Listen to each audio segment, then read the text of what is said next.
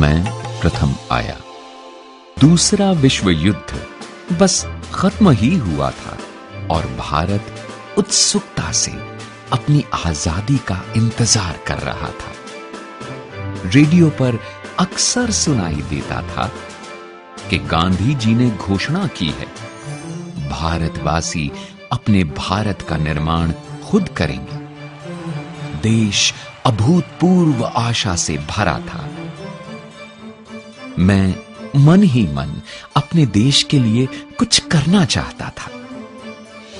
इसके लिए किसी अच्छे विद्यालय में पढ़ना जरूरी था, लेकिन मैं अपने माता पिता से यह बात कहने का साहस नहीं जुटा पाता था, क्योंकि मैं जानता था कि वे मुझे अच्छे विद्यालय में नहीं पढ़ा पाएंगे। एक दिन मुझे अचरज में डालते हुए मेरे पिताजी ने मुझसे कहा, अब्दुल, मैं जानता हूं कि तुम्हारे मन में आगे पढ़ने की कितनी इच्छा है। हम अनपढ़ लोग हैं, लेकिन मैंने और तुम्हारी मां ने तुम्हें लेकर बहुत ऊंचे सपने देखे हैं। तुम फिक्र मत करो, जैसे भी हो हम पैसों का इंतजाम करेंगे ताकि तुम अच्छे विद्यालय में पढ़ सको। रामेश्वरम से दूर समुद्र पार चहल पहल भरे रामनाथपुरम शहर में था द श्वार्ट्ज स्कूल। मेरे भैया मुझे वहां ले गए और मेरा दाखिला करवा दिया। वो बहुत अच्छा विद्यालय था। उन दिनों आजकल की तरह बिजली के पंखे नहीं होते थे। मौसम गर्म और उमस भरा होता तो छात्रों को पेड़ों के नीचे बैठाकर पढ़ाया जाता। दूसरे विषय की कक्षा में जाने का मतलब होता था दौड़कर दूसरे पेड़ के नीचे जाना। एक दिन मैं जल्दी में गलत कक्षा में चला गया। वहां हमारे गणित के अध्यापक पढ़ा रहे थे।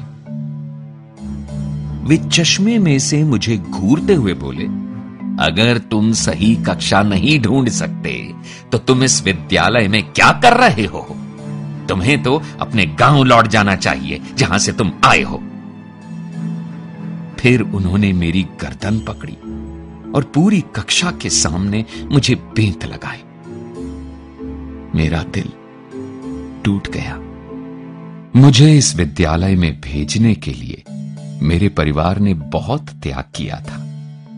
कभी कभी मुझे घर की बहुत याद आती थी, लेकिन मैंने ठान लिया था कि मैं अपने परिवार का नाम जरूर रोशन करूंगा। उस दिन मैंने निश्चय कर लिया कि मैं सिर्फ अच्छा छात्र ही नहीं बनूंगा, बल्कि सबसे अच्छा छात्र बनूंगा। मैं दिन रात पढ़ाई में जुट गया। कुछ महीनों बाद जब परीक्षा का परिणाम आया तो मुझे गणित में पूरे अंक मिले थे। मैं उत्साह से भर उठा। अगली सुबह प्रार्थना के बाद मुझे दंडित करने वाले गणित के अध्यापक जी खड़े हुए और मुस्कुराकर बोले, मैं जिसे भी बेंत लगाता हूं वह महान बन जाता है। उनकी बात सुनकर सब लोग हंसने लगे। फिर अध्यापक जी ने पूरी बात बताई और मेरी ओर इशारा करते हुए बोले, मेरी बात याद रखना, एक दिन ये लड़का इस विद्यालय और अध्यापकों का मान जरूर बढ़ाएगा। अध्यापक जी की बात सुनकर मैं पहले हुए अपने अपमान की कड़वाहट भूल गया। उस सत्र के खत्म होने पर जब मैं अपने घर लौटा तो हमारे परिवार ने बहुत खुशियां मनाई। मेरी मां ने घर पर ही मिठाई बनाई और पिताजी ने पूरे रामेश्वरम में मिठाई बांटी। और उस दिन मुझे लगा कि मैं भी किसी लायक हूं। लेकिन अभी बहुत कुछ पाना बाकी था।